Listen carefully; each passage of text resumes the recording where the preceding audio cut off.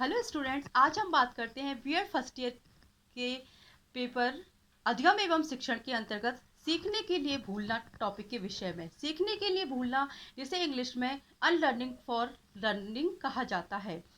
Unlearning की जो प्रक्रिया है वो ऐसी प्रक्रिया है जिसमें व्यक्ति नए ज्ञान को सीखने के लिए पुराने ज्ञान को भुला देता है।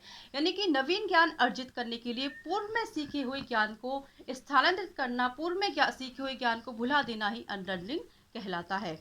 अनलर्निंग जो है वो एक ऐसी प्रक्रिया है जो किसी व्यक्ति द्वारा पूर्व में अर्जित ज्ञान को नवीन रूप देने और नवीन ज्ञान सृजन करने का कार्य करती है। यानी कि पूर्व में अर्जित ज्ञान को नवीन ज्ञान के द्वारा स्थानांतरित करने की जो प्रक्रिया है वो ही सीखने के लिए भूलना या फिर अनलर्निंग कहलाती है। भूलना जो है वो व्यक्ति के लिए बहुत चुनौतीपूर्ण कार्य होता है। किसी भी चीज़ को भूलना इतना आसान नहीं होता। भूलना जो है, अनलर्निंग जो है वो एक चुनौतीपूर्ण कार्य है, क्योंकि मनुष्य का जो स्वभाव होता है उसका स्वभाव संचित करके रखने का होता है। वह अपने पूर्व अनुभवों को और अपने ज्ञान को मजबूती के साथ याद करके रखने की प्रवृत्ति रखता है, और कुछ भी नया सीखने के लिए पुरानी चीज़ों को भुला देना उसके लिए बहुत चुनौतीपूर्ण कार्य होता है। तो परिवर्तन का जो नया प्रतिमान है, परिवर्तन के नए प्रतिमान के अंतर्गत केवल अधिगम की ही आवश्यकता नहीं है, बल्कि उसे भुला देना भी उतना ही जरूरी है। यानी कि अधिगम जितना जरूरी है उतना ही जरूरी पुरानी चीज़ों को भुला देना भी आवश्यक है। विश्व के संबंध में जब हमारी चेतना में वृद्धि अधिगम करने और भुला देने के लिए होती है, अधिगम की आवश्यकता जो है वो तब होती है जब हमारी अपेक्षित उपलब्धियों एवं वास्तविक परिणाम में ज्ञान संबंधी अंतर आता है।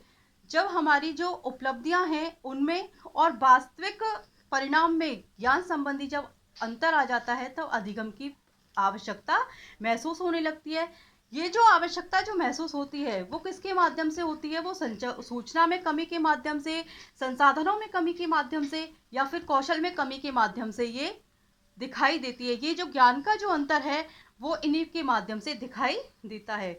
अनलर्निंग जो है, अनलर्निंग या भूलने की जो प्रक्रिया है वो उसकी आवश्यकता व्यक्ति को मानसिक संरचनाओं में और वास्तविक संरचनाओं में प्रत्यक्षीकरण में अंतर के कारण उत्पन्न होती है।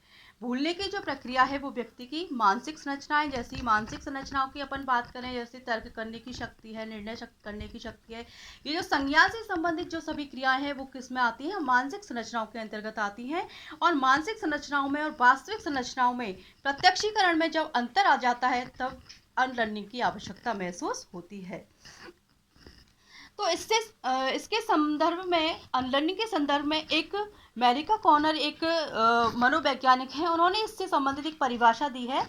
उन्होंने कहा है कि जब व्यक्ति में कोई ऐसी शारीरिक योग्यता नहीं होती कि जब वह डिलीट का कोई बटन दबाते और उसमें उपलब्ध ऐसी तंत्रिकीय संरचनाएं जो उसने अधिगम से अर्जित की हैं उनको भिड़ा दे, तब उस व्यक्ति की मस्तिष्क संरचनाओं की चुनौती होती है कि वह नवीन कौशल, अनुभव, व्यवहार और कौशल और ज्ञान को सीखे। यानी कि उन्होंने कहा है कि ऐसा कोई भी बटन नहीं है, ऐसा कोई भी डिलीट का बटन अपने मनुष्य के अंदर नहीं है कि उस बटन को दबाते ही जो अपने मस्तिष्क में जो चीज़ें अपन नहीं चाह रहे हैं, जो चीज़ों को अपन भुला देना चाह रहे हैं, वो सारी चीज़ें एक ही बार में डिलीट हो जाएं। तो इसके लिए क्या आवश्यक है कि उस व्यक्ति की, यानी कि इन चीज़ों को भुला देने के लिए आवश्यक है कि व्यक्ति की मस्तिष्क संरचनाएं जो हैं उनको चुनौती दी जाए कि नवीन ज्ञान, नवीन कौशल उसको सीखना है, और उसे किस तरह से सीखना है। कब सीखेगा वो? जब वो इन पुरानी चीज़ों को भुला देगा।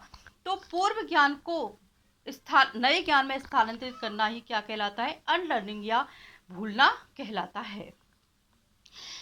हम ये जो अधिगम के अपेक्षित उद्देश्यों को प्राप्त करने में असफल हो जाते हैं, यानी कि अधिगम से संबंधित जो उद्देश्य हमने बनाए हैं उनको प्राप्त करने में असफल हो जाते हैं, क्योंकि हम वो अंतर नहीं देख पाते। कौन सा अंतर? जो कि मानसिक संरचना और वास्तविक ज्ञान के संदर्भ में जो अंतर है उस ज्ञान को हम नहीं देख पाते। यानी कि जो हमारी जो देखने की जो योग्यता है वो विकसित नहीं हो पाती, तब हम अधिगम में असफल हो जाते हैं। यानी कि जो अपन वांछित उद्देश्य प्राप्त करना चाहते हैं अधिगम के माध्यम से, उन उद्देश्यों को प्राप्त करने में असफल हम इसलिए हो जाते हैं क्योंकि हम ये अंतर जो है मानसिक संरचना और वास्तविक ज्ञान के बीच जो अंतर है उसको हम देख नहीं पाते, यानी कि उसको देखने की क्षमता हमें विकसित नहीं हो पाती है। इसलिए हम अधिगम के जो उद्देश्य हैं उसको प्राप्त करने में असफल हो जाते हैं।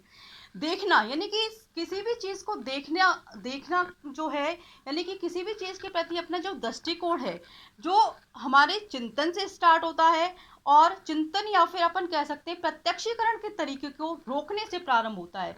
यानी कि जो अपन देखने की जो हमारी प्रवृत्ति है, देखने का जो अपना नज़रिया है, वो किससे से शुरू होता है? चिंतन, और जो हम देख रहे हैं उस तरीके को रोकने से प्रारंभ होता है। जब हम हमारे चिंतन के तरीके को, जो कि एक दिशा में चल रहा है, यानी कि जो हमारा सोचने का जो तरीका है, जो हम एक ही दिशा में यानी कि एक ही तरह से हम जो सोच रहे हैं, उस चीज़ को जब हम रोकते हैं तब नए नज़रिए से हम परिस्थितियों को देख पाते हैं। यानी कि हमें किसी भी चीज़ को नए तरीके से देखना है तो जो हमारे पूर्व में जो नज़रिया है हमको उसे बदलना होगा, उसे हमें रोकना होगा, तभी हम नई परिस्थितियों को अच्छे से नए ढंग से देख पाते हैं। तो कहने का मतलब ये है कि देखना जो है वो हमारे चिंतन का और प्रत्यक्षीकरण के तरीके को रोकने से प्रारंभ होता है। जब हम हमारे चिंतन के तरीके को, जो कि एक ही तरीके से चल रहा है, जो कि एक ही दिशा में आगे बढ़ रहा है, उसको रोकते हैं यानी कि उसको रोक देने पर ही उस जो हमारा जो पूर्व में जो हमने धारणा बना रखी है किसी भी चीज़ के प्रति, जो पूर्व में हमने अपने नज़रिया बना रखा है किसी भी चीज़ के प्रति, उस नज़रिए को हम अगर रोकते हैं तभी हम नई परिस्थितियों के अनुसार नई चीज़ को नए ढंग से देख पाते हैं।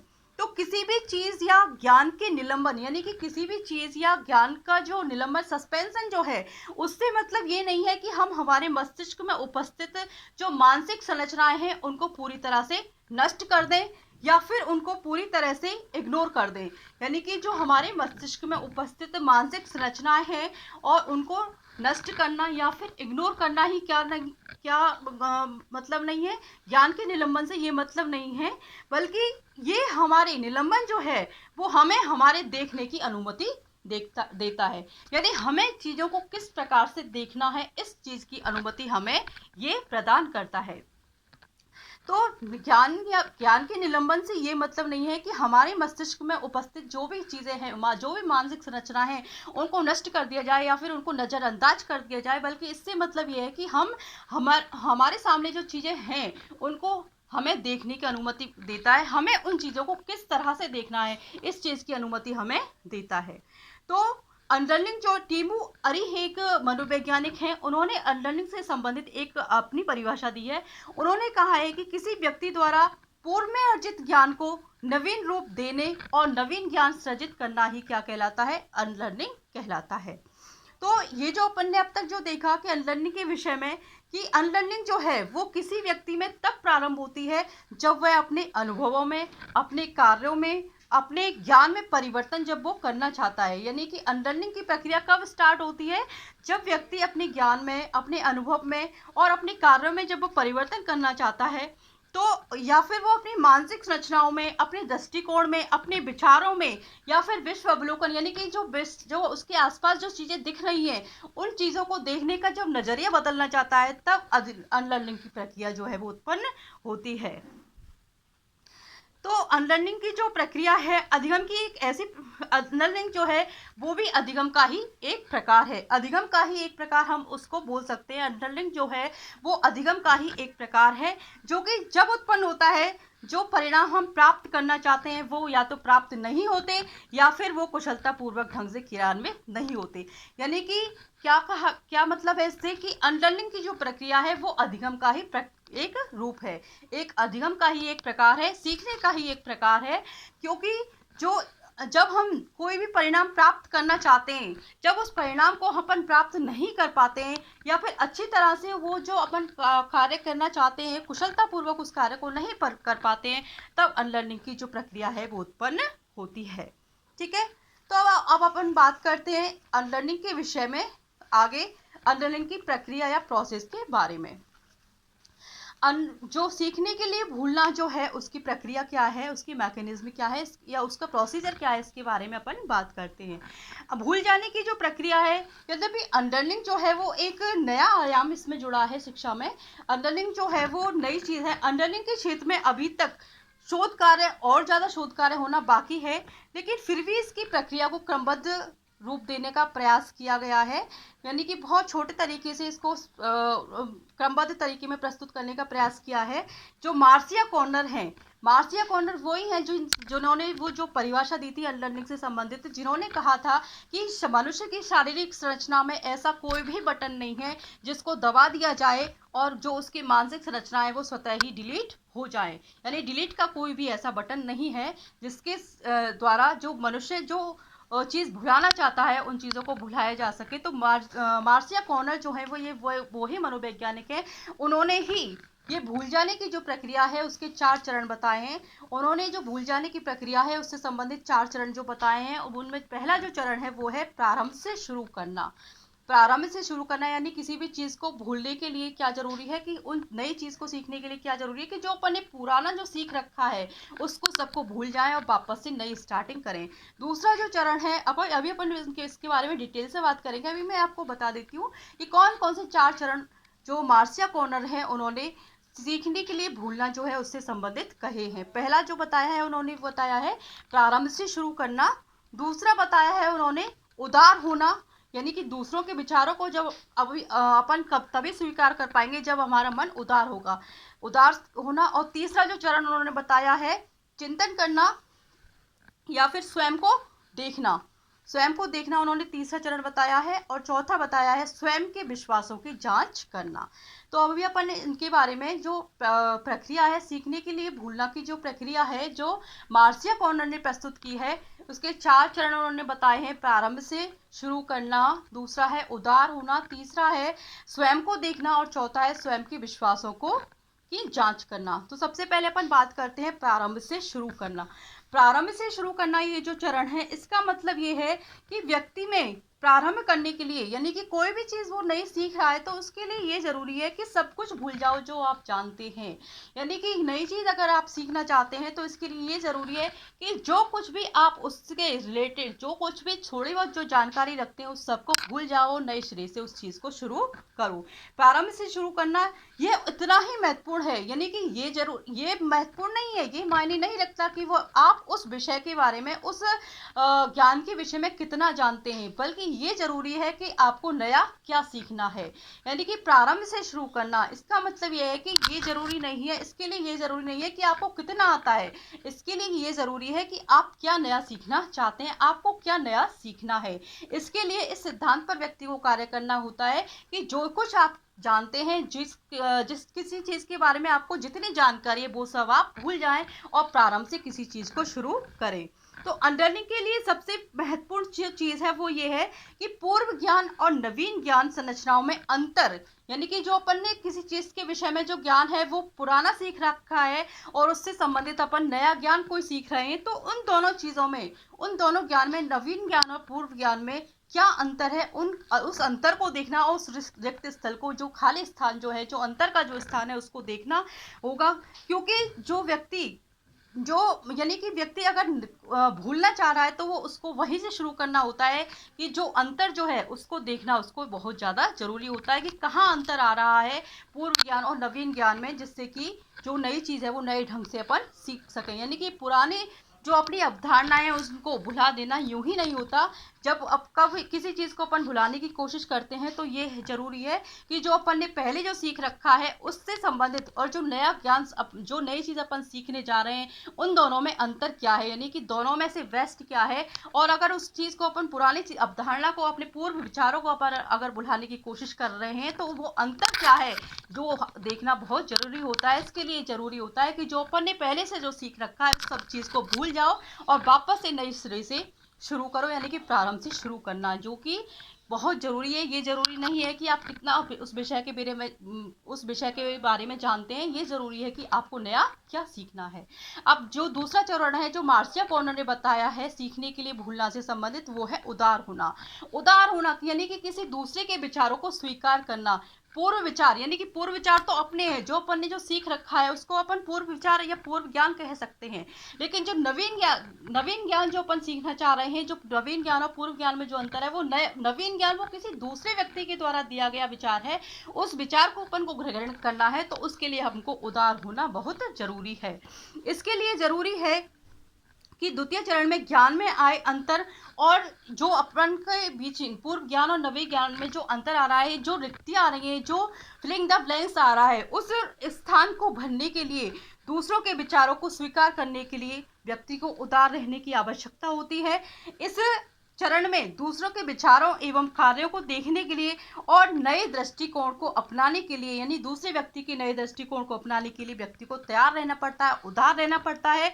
इस प्रक्रिया में ये नहीं है कि इस प्रक्रिया में जो पूर्व में जो सीखा हुआ ज्ञान है, पूर्व में जो अधिगमित ज्ञान है, उस ज्ञान का मूल्य कम नहीं होता, यानी कि जो आपने जो सीख रखा है उस ज्ञान का मूल्य कम नहीं होता, लेकिन ये लंबे समय तक जब उपयोगी नहीं हो, जब ये लंबे समय तक को उपयोग में नहीं आता है या फिर लंबे समय तक उपयोगी नहीं होता है, तो धीरे धीरे धीरे इसके कारण अपन क्या है, उसको भूलने की कोशिश करते हैं, उसको भूलते जाते हैं। यानी कि इसका मतलब ये है कि उदार होना, किसी दूसरे के विचारों को अपन अपने अपने विचारों में सम्मिलित कर रहे हैं, तो उसके लिए व्यक्ति को उदार होना जरूरी है। और उदार होकर भी दूसरे के कार्यों, दूसरों के विचारों, दूसरों के दृष्टिकोण को व्यक्ति अपना सकता है। और जो पूर्व में जो सीखा हुआ, पूर्व में जो अधिगमित ज्ञान है, उस ज्ञान का मूल्य भी कम नहीं होता, बल्कि वह जब वह कम उपयोग में आने लगता है, तो धीरे धीरे वो भूलने अपन लग जाते हैं। तीसरा जो स्टेप है वो है स्वयं को देखना। स्वयं को देखना से मतलब ये है कि अनलर्निंग का जो ये चरण है, तीसरा चरण स्वयं को देखना, इसमें व्यक्ति स्वयं के विचारों में मग्न रहता है और इसके साथ साथ आत्मविश्लेषण भी करता है। स्वयं के विचारों में मग्न रहने के साथ साथ आत्मविश्लेषण करता है, और जो दूसरों के विचार जो उसने देखे हैं, दूसरों के विचारों से जब वो अवगत हुआ है, उन विचारों को भी अपने आप में समाहित करने का, अपने विचारों में समाहित करने का प्रयास वो करता है। स्वयं को देखना यानी कि अपने उस विषय से संबंधित स्वयं चिंतन करता है, आत्मविश्लेषण करता है, आत्मनिरीक्षण करता है, और जो दूसरे के विचारों को उसने स्वीकार किया है, उन विचारों को अपने आप में समाहित करता है, और नए नजरिए से किसी संप्रत्य को, किसी अवधारणा को देखने का वो प्रयास करता है। इसके बाद जो चौथा चरण है वो है स्वयं के विश्वासों की जांच करना। स्वयं के जो मार्सिया कॉर्नर है, उन्होंने 4 स्टेप बताए थे। 4 स्टेप में चौथा जो स्टेप है वो है स्वयं के विश्वासों की जांच करना। स्वयं के विश्वासों की जांच करने से मतलब ये है, विश्वास जो है वो व्यवहार का निर्धारक है, यानी कि किसी भी चीज़ के प्रति अपना जो विश्वास है वो ही अपने व्यवहार को निर्धारित करता है। किसी भी चीज़ के विषय में अपना जैसा विश्वास है, किसी चीज़ को अपन मान रहे हैं, किस आधार पर मान रहे हैं, उस विश्वास के आधार पर अगर किसी अपन चीज़ को मांग रहे हैं, तो हमारा व्यवहार उसी से निर्धारित होता है। यानी कि विश्वास जो है वो व्यवहार का निर्धारक होता है। अनलर्निंग हेतु यानी कि भूलने के लिए हमारे पूर्व विश्वास जो है उन पर प्रश्न करना और उन्हें चुनौती देने की आवश्यकता होती है। क्यों? यानी कि हम किसी भी चीज़ को भूलना क्यों चाहेंगे? जब भूलना चाहेंगे, जब हम जो हमारी जो पूर्व मान्यताएं हैं, जो हमने पहले से अपने विचार बना रखे हैं, उन पर कोई प्रश्न चिन्ह अगर खड़ा हो रहा है, उन पर कोई चुनौती अगर खड़ी हो रही है, तभी हम उस चीज़ को भूलने की कोशिश करेंगे, तभी हम उसके बारे में मंथन करेंगे कि इससे संबंधित जो नई चीज़ है वो क्या है, ऐसी क्या चीज़ है जिससे कि वो पुरानी चीज़ हमको भूलनी पड़े, उसको भुलाने की कोशिश हम कर रहे हैं। तो इसके लिए ज़रूरी है कि अनलर्निंग हेतु हमारी जो पूर्व के विश्वास हैं उन पर प्रश्न करने एवं उन्हें चुनौती देने की आवश्यकता होती है। उनकी जांच की जाती है, यानी कि नए ज्ञान के आधार पर उनकी जांच की जाती है और सत्यता की कसौटी पर उन्हें देखा जाता है। इस प्रकार नवीन ज्ञान का सृजन होता है। जब जो सत्यता की कसौटी पर जब वो खरा उतरता है, तो नवीन विश्वास का सृजन होता है, और तभी हम उस नवीन विश्वास को अपनाते हैं, अन्यथा उस नई चीज़ को अपन नहीं अपनाते। और तो अनलर्निंग जब अपन नई चीज़ को अपनाते हैं, उस विषय से संबंधित जो अपन ने पूर्व में सीख रखी है, उससे संबंधित कोई प्रश्न चिन्ह खड़ा हो रहा है, उससे संबंधित कोई चुनौती खड़ी हो रही है, तो उसके विषय में जो अपना जो विश्वास है, उसकी नए के आधार पर अपने विश्वास को सत्यता की कसौटी पर देखते हैं, और जो नवीन ज्ञान जो होता है उसको अपन नवीन विश्वास को अपनाते हैं, तो अनलर्निंग की उत्पत्ति होती है। तो उस चीज़ को अपन को भूलना ही पड़ता है, क्योंकि वो विश्वास की कसौटी पर अच्छी खरी नहीं उतर रही, इसलिए उस चीज़ को भूलना होता है। तब अनलर्निंग की स्थिति जो है उत्पन्न होती है और हमारा व्यवहार उसके प्रति परिवर्तित हो जाता है। तो इस प्रकार ये हम कह सकते हैं कि कुछ भी नया सीखने के लिए, नए विचार, दृष्टिकोण आदि को अपनाने के लिए पूर्व अधिगमित ज्ञान जो है उसको भूल जाना ही होता है, भूल जाना ही आवश्यक होता है। यानी कि किसी भी नई चीज़ को, नए दृष्टिकोण को, नए विचार को, नए ज्ञान को अपन सीख रहे हैं, ग्रहण कर रहे हैं, तो उसके लिए जो पूर्व अभिगमित ज्ञान जो है उसको भूल जाना आवश्यक होता है। तो इस तरह से ये 4 स्टेप मार्सिया कॉर्डन ने सीखने के लिए भूलना यानी कि लर्निंग फॉर लर्निंग के लिए बताए हैं, जो इस प्रकार थे जो मैंने आपको स्पष्ट किए। अभी इस टॉपिक के साथ ये टॉपिक ख़त्म होता है। अब हम नेक्स्ट टॉपिक में मिलेंगे नेक्स्ट वीडियो के साथ। तब तक के लिए बाय।